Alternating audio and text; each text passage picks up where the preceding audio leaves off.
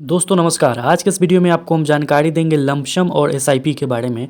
क्या क्या दोनों के डिसएडवांटेजेस है, एडवांटेजेस है, किसमें अधिक रिस्क है, किसमें कम रिस्क है, किसमें अधिक ग्रोथ है, किसमें कम ग्रोथ है। और for a new beginner what he should choose.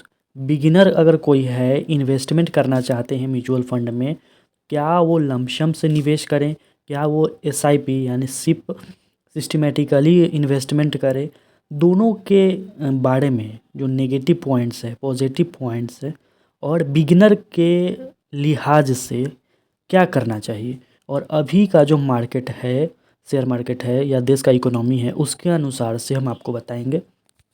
आने वाले समय के लिए लमसम बहुत अच्छा विकल्प रहेगा, एसआईपी बहुत अच्छा विकल्प रहेगा। जो नए लोग हैं वो आना चाहते हैं, इसमें इन्वेस्टमेंट करना चाहते हैं। बहुत सारे ऐसे लोग हैं जो रिस्क लेना चाहते हैं, बहुत सारे ऐसे लोग हैं जो कम रिस्क लेना चाहते हैं, बहुत सारे ऐसे लोग हैं जिनको अधिक ग्रोथ चाहिए, बहुत सारे ऐसे लोग हैं जिन्हें ग्रोथ तो चाहिए लेकिन रिस्क कम चाहिए। उनके लिए क्या सबसे अच्छा रहेगा। What a beginner should choose lump sum और एसआईपी फॉर हिज और इन्वेस्टमेंट। फ़ायदे नुकसान दोनों के बताएंगे। Difference between the both lump sum and SIP, which has higher risk and higher return. अभी का जो मार्केट है उसके अनुसार लमसम की हम बात करें तो लमसम मीन्स एक बड़ा राशि जो आप एक बार में निवेश करते हैं म्यूचुअल फंड में या फिर शेयर में। इसके फ़ायदों की हम बात करें तो लमसम में आपको हायर ग्रोथ मिलता है। यदि बाज़ार में निवेश के बाद अच्छा प्रदर्शन होता है तो आपकी पूरी राशि पर कंपाउंडिंग का लाभ मिलता है। मान लीजिए आपने एक बार में 4 लाख 5 लाख का अमाउंट डाला है मार्केट में, और मार्केट कंसिस्टेंटली ऊपर जा रहा है, अच्छा कर रहा है, तो आपको पूरे जो 4 लाख है उस पर कंपाउंडिंग का जो रूल होता है उसका असर दिखेगा, और आपका मनी जो है वो मल्टीप्लाई होगा। सरल प्रक्रिया, इसका जो प्रक्रिया है, बार बार निवेश करने की लमसम में ज़रूरत नहीं होती है। एक बार में आप निवेश कर देते हैं। एक मुश्त राशि को आप निवेश कर सकते हैं, किसी बोनस को आप निवेश कर सकते हैं इसमें, या फिर आपके पास कोई इनहेरिटेंस है उसको भी आप जमा कर सकते हैं। तो ये सब कुछ एडवांटेजेस है लमसम के। लमसम के डिसएडवांटेजेस की हम बात करें तो यदि बाज़ार में निवेश करने के तुरंत बाद मार्केट डाउन होता है, बाज़ार गिरता है, तो यह आपकी पूरी राशि पर जोखिम हो सकता है। दूसरा डिसएडवांटेज है नो कॉस्ट एवरेजिंग, यानी कि अगर आप एक ही कीमत पर कोई इकाई खरीदते हैं या खरीद कर आपने छोड़ दिया है एक इकाई पर लमसम में, तो जो बाज़ार जो है उच्च स्तर पर हो सकता है। इसमें आपको बार बार यूनिट्स खरीदने की सुविधा नहीं मिलती है। बिगिनर्स के लिए मुश्किल लमसम शामिल होता है। बाज़ार की स्थिति को समझना और आत्मविश्वास ज़रूरी है शेयर मार्केट में, तो इसकी कमी, आत्मविश्वास की कमी लमसम में देखी जा सकती है।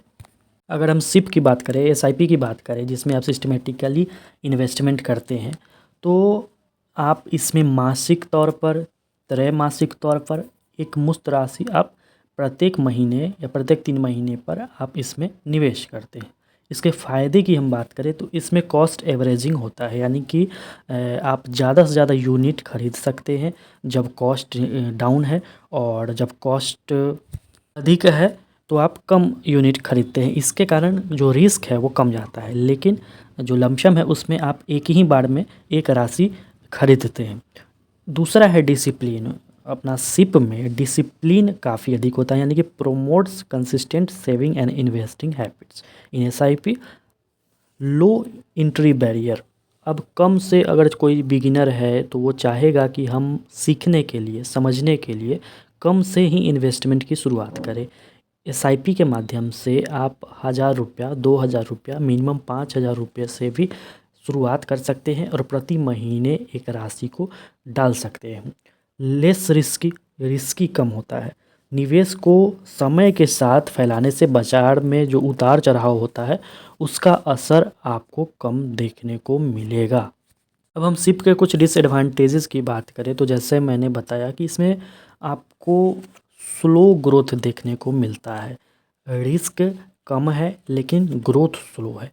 पूरी राशि तुरंत निवेश न होने के कारण कंपाउंडिंग का लाभ जो है वो छोटी छोटी राशियों पर मिलता है। डिसिप्लिन इसमें भी ज़रूरी है। यदि आपने किसी महीने भुगतान करने में दिक्कत किया या भुगतान नहीं किया तो यह योजना बाधित भी हो सकती है। यदि बाज़ार लगातार बढ़ रहा है तो आपको शुरुआत में कम कीमतों का लाभ नहीं उठा सकते हैं। जैसे कि मान लीजिए किसी एक व्यक्ति के पास 10,000 रुपये है, उसके पोर्टफोलियो में एसआईपी वो कर रहा है। किसी व्यक्ति के पास 1,00,000 रुपये है, वो भी एसआईपी कर रहा है।